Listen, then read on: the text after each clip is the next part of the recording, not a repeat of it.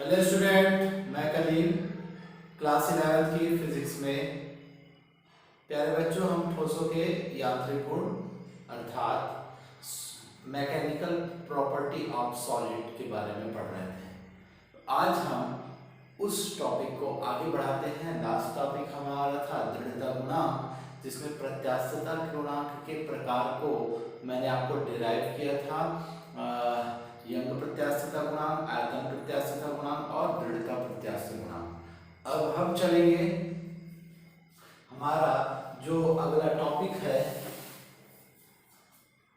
पाइसन अनुपात। इसके लिए मैं एक डायग्राम क्रिएट करता हूं। पहले ये एक तार है बेटा, जिस पर एक बाह्य विरूपक बल F आरोपित किया जा रहा है, तो जिसके कारण इसके लंबाई में तो वृद्धि हो जाएगी, जिसकी इसकी प्रारंभिक लंबाई कैपिटल L थी, और ये डॉटेड पोर्शन तो दिख रहा है, ये आपके लंबाई में क्या होगा, वृद्धि अर्थात स्मॉल l। तो इसके मोटाई जो इसका व्यास था वह क्या था, d था, और जैसे इसके लंबाई में वृद्धि होगी ना, तो इसकी मोटाई में भी क्या होगी, कमी होगी। क्या होगी, मोटाई में कमी होगी। तो बताया कि इसकी मोटाई में स्मॉल d की कमी हुई। कितनी की कमी हुई, स्मॉल d की। तो टोटल मोटाई कैपिटल D में स्मॉल d को घटाऊंगा तो हो जाएगा ये d माइनस d होगा। ठीक है, तो पाइसन अनुपात के बारे में हम जानेंगे। यहाँ पर पता चल गया, माना कि तार की प्रारंभिक लंबाई कैपिटल L है, और जब इस पर बाह्य विरूपक F लगाया जाता है तो उसकी लंबाई में वृद्धि स्मॉल l हो जाती है। इस तार की मोटाई कैपिटल D था, और जब उस पर बाह्य विरूपक बल लगाया जाता है तो उसकी मोटाई में स्मॉल d की कमी होती है, अर्थात इस स्थिति में उसकी जो मोटाई क्या रह जाती है, capital D minus small d रह जाती है।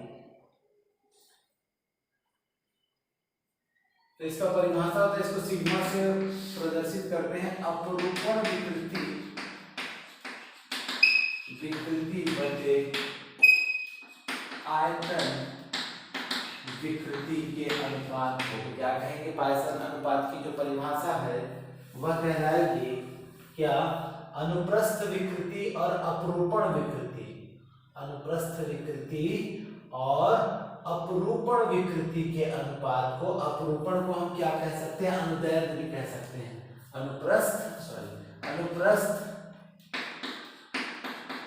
अनुप्रस्थ का मतलब अनुदिश समांतर में, और अनुदैर्ध्य या अपरूपण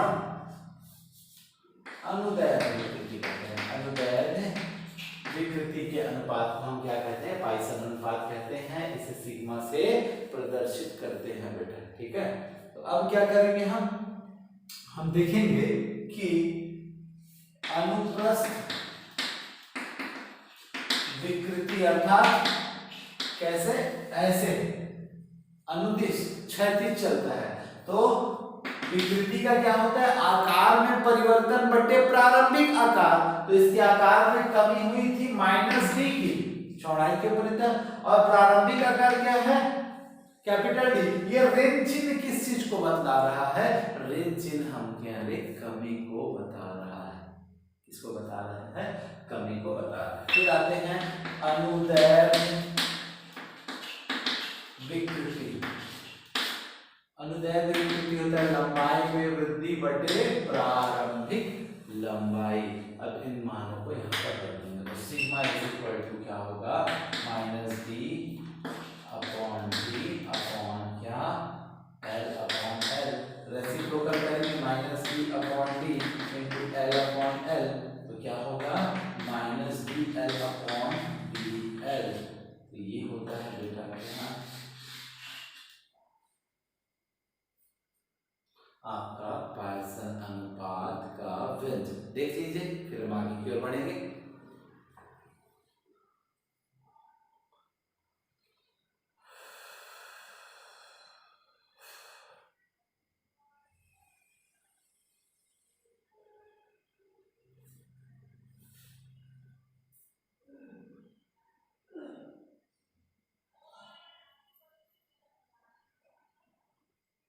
चलते हैं हमारे नेक्स्ट टॉपिक की तरफ। हमारा जो नेक्स्ट टॉपिक है वह क्या, यंग प्रत्यास्थता गुणांक ज्ञात करना। किसकी सहायता से? सरल उपकरण की सहायता से तार का यंग प्रत्यास्थता गुणांक का मान हमें ज्ञात करना है। प्यारे बच्चों, ये है एक डायग्राम, ये एक सरल उपकरण है। मैंने सामान्य सा एक चित्र बनाया है जो किस तरीके से रहता है आप देख सकते हैं, बुक में भी आपको दिखाई पड़ेगा। तो इसकी सहायता से क्या करते हैं, तार की प्रत्यास्थता गुणांक का मान ज्ञात करते हैं। कैसे ज्ञात करते हैं? ये पैरेलल फॉर्म में रहता है इस प्रकार से और एक दूसरे से अटैच रहता है। बीच में एक ना बैलेंसिंग पॉइंट होता है जिस पर स्पिरिट लेवल रहता है, स्पिरिट लेवल रहता है और दो खांचों के बीच में ना बेटा इस प्रकार से ऐसी लाइन रहती है और यहाँ पर पारे का बुलबुला आपको दिखाई पड़ेगा और बीचों बीच में रहेगा, अर्थात पूरा इंस्ट्रूमेंट बैलेंसिंग कंडीशन में होगी। ठीक है। दूसरी बात यहां पर एक और क्या होता है, ये दिखाई पड़ रहा ना, एक यहाँ पर हैंगर होता है जिस पर नियतांक भार कांस्टेंट वेट को हम क्या करते हैं, चढ़ा देते हैं और यहाँ पर जो होता है क्या, यहाँ पर एक हैंगर होता है और यहाँ दूसरे भाग में एक वृत्तीय चकती होती है। क्या होती है? वृत्तीय चकती होती है जिस पर 100 खाने खुदे होते हैं बेटा, 100 खाने खुदे होते हैं और यहाँ पर जो होता है एक मीटर स्केल होता है, सेंटीमीटर स्केल या मुख्य स्केल कहेंगे। क्या कहेंगे? मुख्य स्केल। ठीक है। इस मुख्य स्केल की सहायता से पाठ्यांक को पढ़ा जाता है। हम क्या करेंगे अब देखेंगे।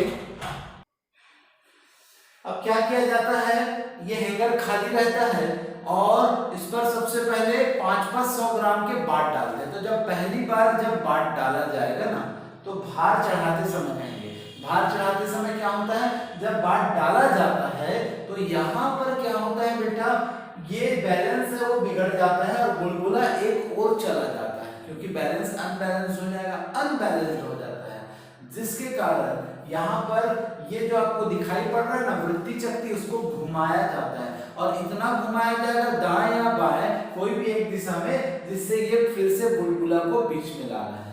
इसका मतलब ये हुआ वृत्तीय चकती इधर उधर गई तो ये जहां पर वृत्तीय चकती और ये मुख्य स्केल जहां पर मिलते हैं वहां पर इनके पाठ्यांक नोट कर लिए जाते हैं। जो इसका जो टॉप होता है मुख्य स्केल को जहां पर क्रॉस करता है वहां पर मुख्य स्केल का पार्ट और ये जो शार्प ब्लेड जैसे रहता है वो शार्प ब्लेड वृत्तीय पथ को, वृत्तीय चकती को जहां पर क्रॉस करता है वहां पर वृत्तीय चकती का मान ले लिया जाता है।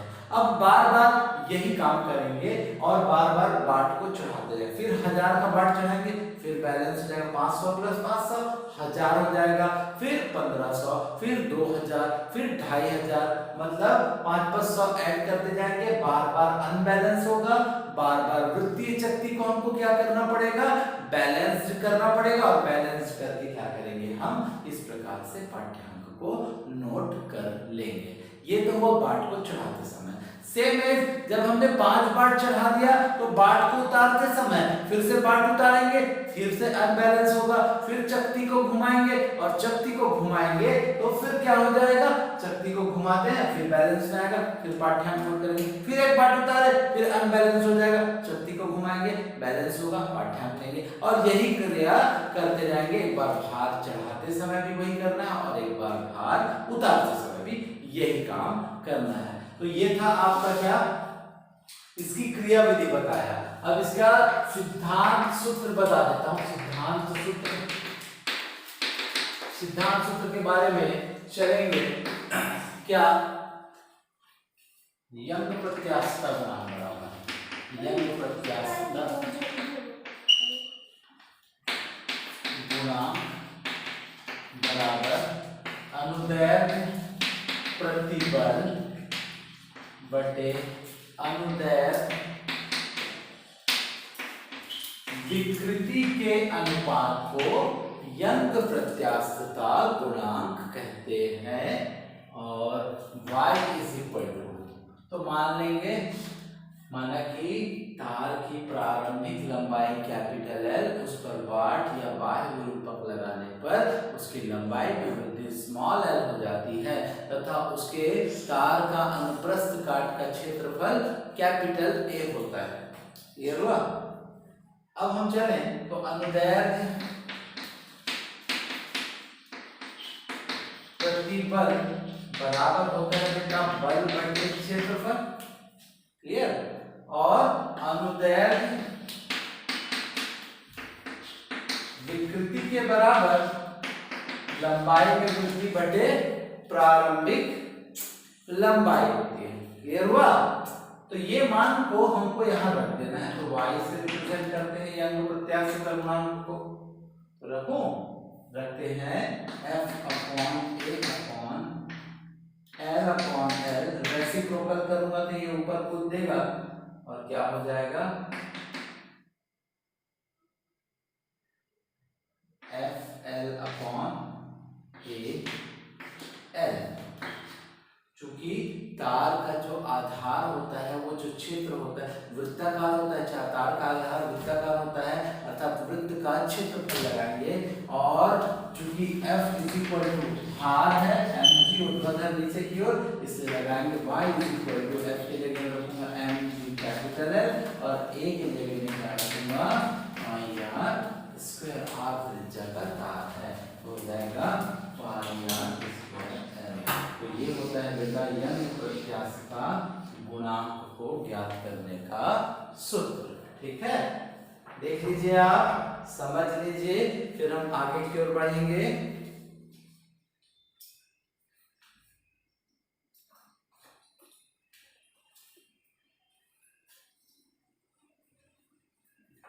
ये प्रैक्टिकल भी है बेटा, प्रोजेक्ट में भी मिलेगा आपको और ये आपको मिलेगा प्रैक्टिकल में, प्रोजेक्ट में और थ्योरी में तो है ही है। एक बार यदि पढ़ते हैं तो 3 काम होता है इससे। ठीक है,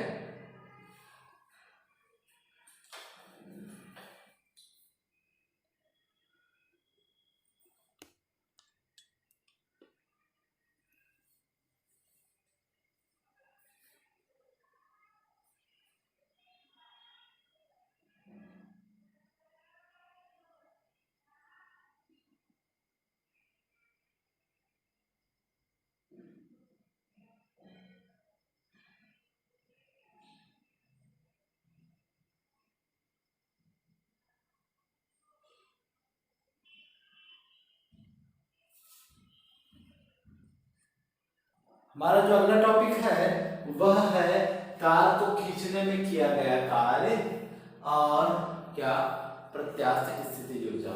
इसका डेफिनेशन देंगे बेटा, जब किसी तार पर बाह्य विरूपक या बोलेंगे जब किसी तार को खींचा जाता है तो उस खींचा जाता है तो कैसे खींचा जाए, बाह्य विरूपक बल लगाकर खींचा जाता है तो तार पर कार्य होता है जिससे कार्य स्थितिज ऊर्जा के रूप में संचित हो जाती है, जिसे हम क्या कहते हैं, तार को खींचने में या तार की प्रत्यास्थ स्थितिज ऊर्जा कहते हैं। तार को खींचा किससे, बाह्य विरूपक बल लगा के, अर्थात विरूपक बल लगा तो बल लगने पर कार्य हो रहा है, कार्य ऊर्जा में, कौन सी ऊर्जा में, स्थितिज ऊर्जा में संचित हो जाती है और स्थितिज ऊर्जा में संचित होती है उसे ही तार की प्रत्यास्थ स्थितिज ऊर्जा कहते हैं। तो बताएंगे बेटा, जब किसी तार एक ऐसे है तत्काल यदि हम उस पर बल लगाएंगे तो वह क्या हो जाएगी, एक्सपेंशन नहीं होगा, उसमें प्रसार नहीं होगा, तत्काल प्रसार नहीं होने वाला है। तो क्या होगा, कैसे प्रसार होगा, कब प्रसार होगा, थोड़ी देर बाद होगा। और इसलिए क्या होता है, एल लंबाई के तार पर जब हम बल लगाते हैं तो उस पर तत्काल क्या नहीं होता, प्रभाव नहीं दिखाई पड़ता है। कुछ देर बाद, जैसे मैंने यंग प्रत्याशिता गुणांक के बारे में बताया, उस पर भी जब हम बाट चढ़ाते हैं या उतारते हैं ना तो हम तत्काल पाठ्यांक नहीं लेना है, हमें थोड़ी देर रुक कर पाठ्यांक लेना है, क्योंकि हमको तार की प्रत्याशिता ज्ञात करनी है, अर्थात उसकी लंबाई में कितनी वृद्धि हो रही है उसके बारे में हमें बात करना है। ठीक है, तो बताया, तो इस पर जो लगने वाला माध्य बल, ये माध्य बल कहूंगा ना, बल नहीं कहूंगा, बाह्य विरूपक वाला 0 + F/2। क्यों, क्योंकि जैसे ही मैं बाट चढ़ाया तो बाट चढ़ाने पर तत्काल उसकी लंबाई में वृद्धि नहीं होगी, इसलिए रिजल्टेंट 0 दिखा, रिजल्ट 0 दिखा, अर्थात कुछ देर पश्चात जब मैंने बढ़ चढ़ाई के बाद कुछ देर बाद देखा तो हाँ लंबाई में वृद्धि। तो बल लगा कब पता चलेगा? जब लंबाई में वृद्धि, हाँ लंबाई में वृद्धि दिखी, अब हमने माना हाँ अब बल लग रहा है, इसलिए माध्य बल के बारे में बात किया। तो बताएंगे किया गया कार्य, किया गया किसको क्या कार्य? खींचने में किया गया कार्य, तार को खींचने में। तो क्या है? माध्य बल, बल गुना विस्थापन। तो कैसा बल? माध्य बल गुना विस्थापन या दूरी, या दूरी कह देते हैं। तो हम बात करेंगे माध्य बल का F/2 इंटू दूरी क्या था? लंबाई में कितनी वृद्धि हो गई? स्मॉल l की वृद्धि हो गई। तो हो जाएगा 1/2 F इंटू L। ठीक है, और किया गया कार्य उसकी स्थितिज ऊर्जा के रूप में संचित होती है, इसलिए U is equal to W। U को स्थितिज ऊर्जा कहते हैं, तो U इज इक्वल टू क्या हुआ? Half FL। अब मैं क्या करता हूं? U is equal to half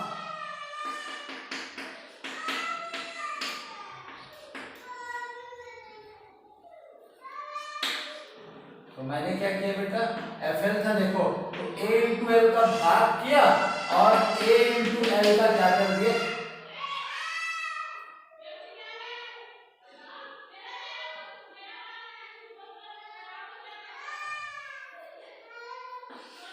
ये आयतन है बेटा, आयतन का सूत्र है। तो क्या हो जाएगा? U is equal to 1/2 F upon A into L upon L into आयतन। क्या कहा? आयतन। तो बताया इसके आगे की बात एकांक आयतन में। इसके लिए क्या बताऊंगा? एकांक आयतन की स्थितिज ऊर्जा, एकांक आयतन की क्या? स्थितिज ऊर्जा। अर्थात एकांक आयतन कहा तो आयतन बटे में हो जाएगा बेटा। ठीक है, समझा रहे? एकांक आयतन कहा तो आयतन क्या हो जाएगा?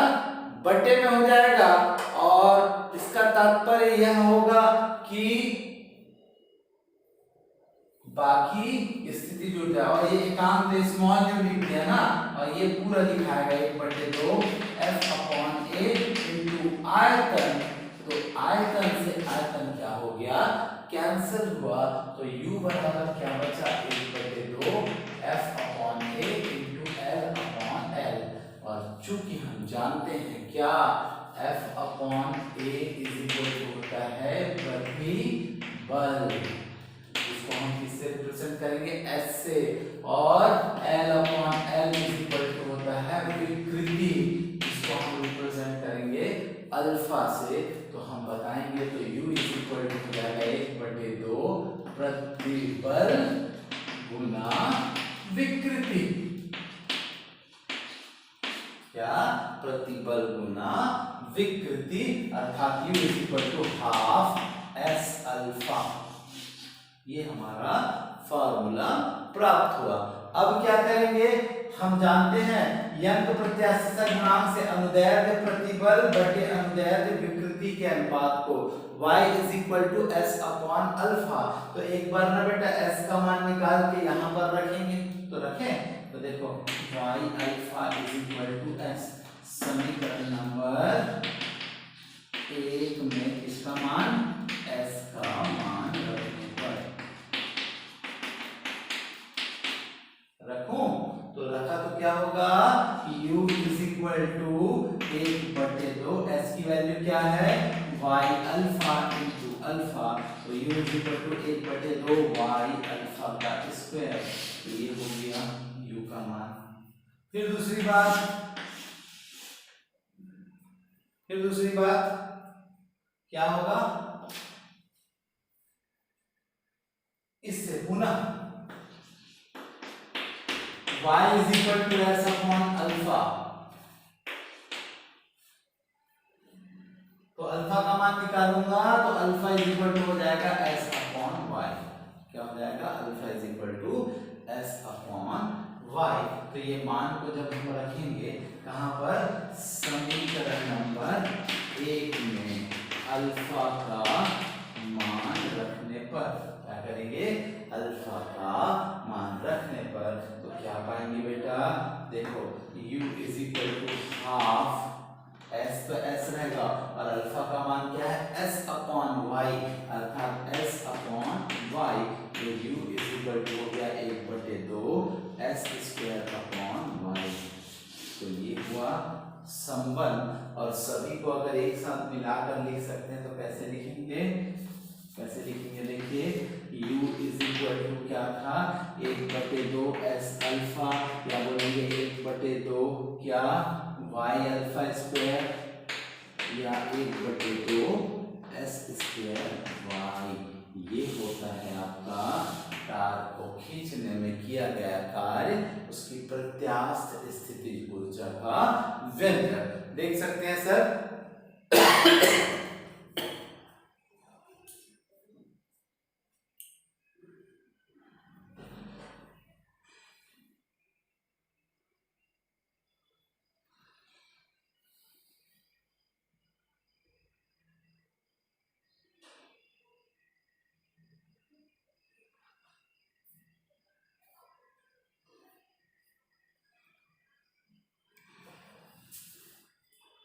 उम्मीद करता हूँ आपको समझ में आया होगा आज का क्लास। फिर मिलेंगे हम नए लेसन के साथ। ये खत्म हो गया है लेसन, फिर नए लेसन के साथ चलेंगे, आगे की ओर बढ़ेंगे। तब तक के लिए मैं कलीम आपसे विदा लेता हूँ। धन्यवाद।